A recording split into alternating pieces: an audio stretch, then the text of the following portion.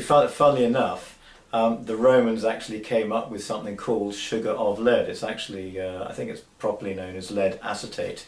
And because lead is slightly, or lead compounds are slightly sweet, most of them, you actually, well, the Romans, if they had wine that had slightly sort of aged too much and wasn't as palatable as it should be, they used to put sugar of lead into the wine so that it was more tasty.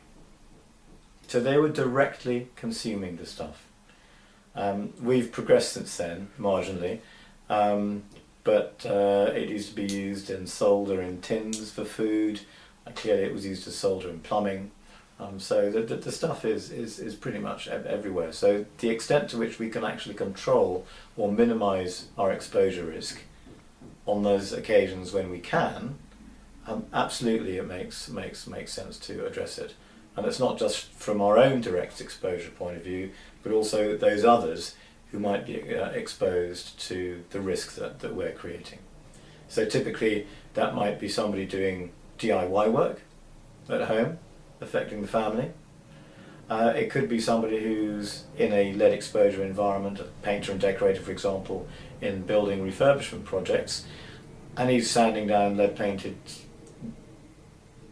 window frames and staircases, or stripping them, or whatever it is, and he probably isn't wearing overalls, he's covered in lead dust, and he walks that stuff back home to his family. Take-home lead exposure is well documented and it occurs, but we're not looking for it, so we're not finding it in this country.